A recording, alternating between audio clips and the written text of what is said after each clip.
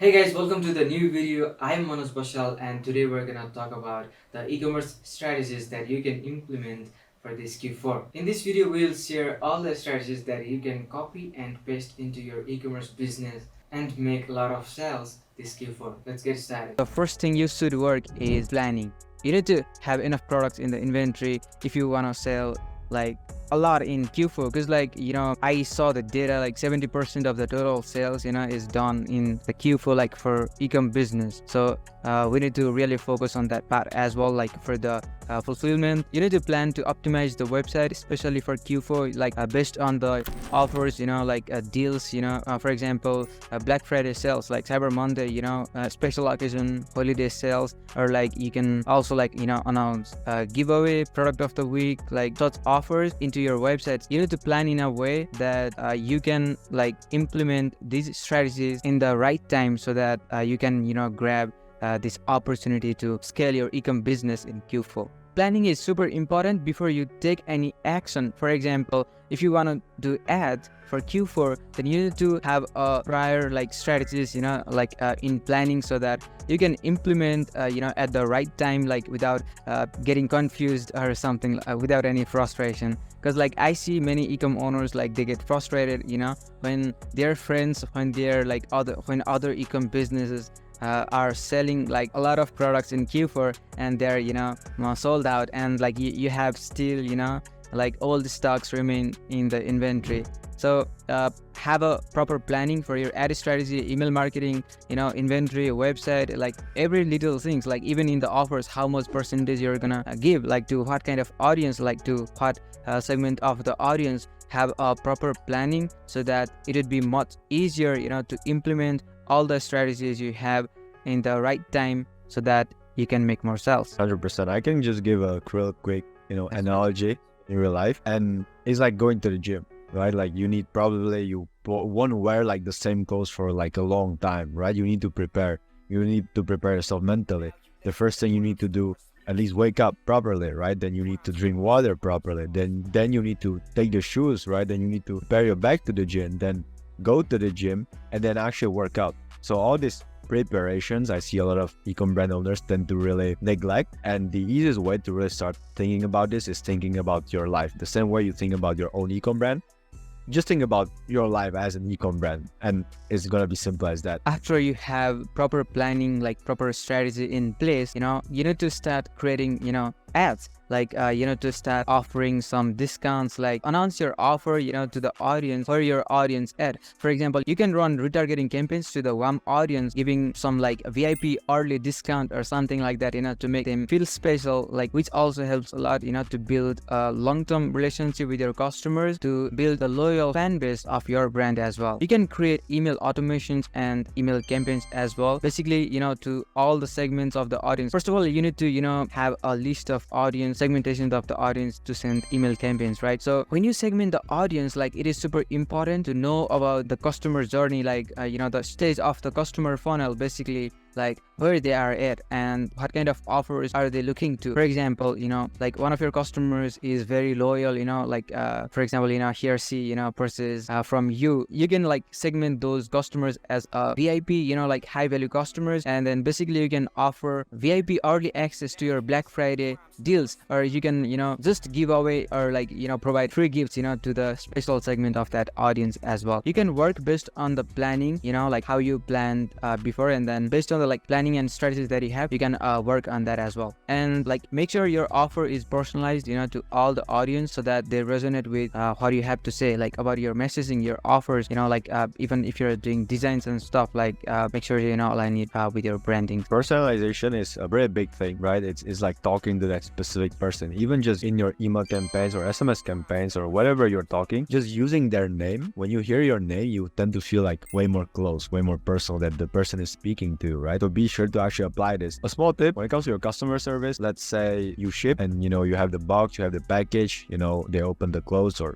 whatever you're selling as an e-com brand owner. And if you're a marketer, give this to your clients as well. Be sure to always add a small thank you name ticket. You don't understand how much it actually does and how much the consumer actually feels appreciated that they bought from you. This is coming from my own consumer perspective. I consume a lot of clothes. I look at this stuff. Be sure to personalize everything that you actually do and really be genuine with it. And another thing you can do is create hype for your Black Friday campaigns or whatever special offers, whatever special campaigns you're running, especially for the Q4. So when you create hype or when you announce, okay, for example, we are starting Black Friday sales or something like that, from this date, let your audience know, launching what kind of campaigns, basically, seasonal marketing campaigns in this Q4, then it would help a lot, to increase your conversion rate as well, because your customers, you will be in the mind of your customers always whenever they want to buy something, okay? And at the same time you're sending consistent emails or you're posting on social media. Basically, in a way, you're always connecting to the audience in different channels,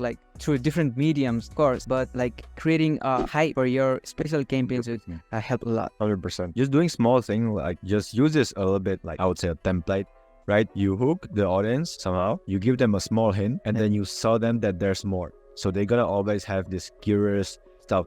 I see a lot of fashion brand owners just tend to preview in the entire product, which is fine if that's the path you want to go. But I would say just hint it. Just give them small details of part of that hoodie, on the socials or via influencers. Even if you work with influencers and you grab hype with influencers or celebrities, even tell them, work with them in a way where they just don't show the entire clothes and they grab hype or their audience, so they're hyped out and they're like, what the fuck is this influencer hinting, let me check it, right? So great hype by using hints and just making really people curious, but don't show them everything. Just give them small puzzles so they picture it as a whole. Yeah, I just remember fashion brand, they created a lot of videos just for the pre-hype campaigns, before their launch of their brand, their clothing brand, until 5th or 6th video nobody knew they are a clothing brand. They were just creating a hype, just creating video content, creating some suspense and stuff. They were trying to give some hints, people were guessing,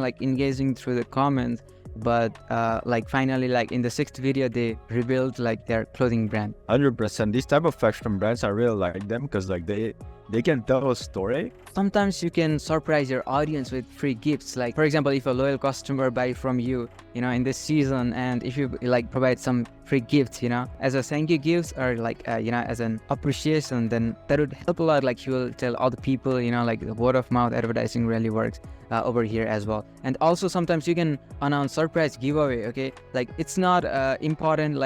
I'm not saying you need to always create hype, for any kind of announcement. You don't need to really care about that as well, all the time, because you need to have some variations, just provide some kind of thrilling experience to your customers as well, or announce okay, you're providing free gifts for orders above $300, $400 or something that would also help a lot, to increase the average order value in this Q4. 100%. And if you're dropping this Q4, which I guess you should be dropping, another kind of element of surprise could be just pre-hyping that drop, right? And now you drop a random piece that is completely out of the vibe of the drop. And people are going to be like, what is going on? We were expecting something else, right? And then you cut their pattern breaks like that. And then you start pre-hyping, the actual drop again. It's one of the ways, but again, it's just about creativity. A lot of people think that this business thing is logic, right? But a lot of ways it's actually creativity. Yeah, of course. The thing that many e-com owners sleep on this, or let's say they don't care about, is post-holiday engagement. For example, many people come to your website to place an order, because you're giving some discounts, or they like the product. At the same time, you're giving some discounts, offers, or anything, and it's your responsibility to keep that audience engaged, like to make them buy frequently, like from your brand, like when someone purchases from your website. Okay, so how you can do it is like consistently engage with them. Okay, for example, you can send post purchase emails to them, like like the personalized one. Okay, for example, if there's just one-time buyer in Q4, then you can send like personalized campaigns, okay, thanking them, and maybe you can also offer certain percentage off for their next purchase, okay, which is also incentivize, like in their purchasing decisions. 100%. And this post-holiday engagement thing, it's not just, I see a lot of e-com brand owners, it's not just post-holiday. I think where is this bias coming from is that the same way they just focus on the exact drop, like, or just Q4 holidays, like when you tend to just focus on the drop, a lot of e-commerce owners actually fail to keep the revenue going after the drop. And that's, again, as Manu said, that's actually the important thing, right? So just don't neglect that. And another thing is you need to make sure you have all the resources and staffs, like who can work on like fulfilling the orders that you get. Okay, many e-commerce owners, they just focus on marketing. Okay, 10% off, 20% off. Okay, we are offering 50% off, like providing free gifts, free shipping, like worldwide free shipping and stuff. Like they only focus on the offers, to get more sales. But if you don't care about actual fulfillment of the products, you'll get a lot of chargebacks. So it's crucial to really focus on the resources that you have. Like, can your available resources can handle like all the obstacles and stuff, to fulfill the orders. You need to really take care on that. And like you need to focus on providing the best customer service. Like if you can offer better or seamless customer journey, for example, like if I go to the website, browse the products, like easily navigate the products, like add the product to the cart, initiate checkout, and like purchase, like without any hassle, or let's say without any kind of frustration, without having to wait for the page to load or something like that. Okay, if you can provide like seamless experience, you'll definitely see customer returning rate increase. Okay, 100%. Just don't add friction to the customer journey. Is one thing. Like, and if you add, like, let's say potential consumer, let's say me, I have to go to your Instagram and reply to you, and you take weeks, months to reply to me, right? I see a lot of e-com brand owners, and we work with a lot of clients, and I check their accounts, their DMs are flooded. Like their DMs are full of like people that are actually shitting on them. And if you are okay with that, then honestly, the only thing you should be actually doing is, old days 2016, 2017 dropshipping, you can go back to that era. But if you actually want to build a brand, it's not just about building a brand, it's about also what's happening around the brand. Are you communicating with the consumer? Are you all right with them?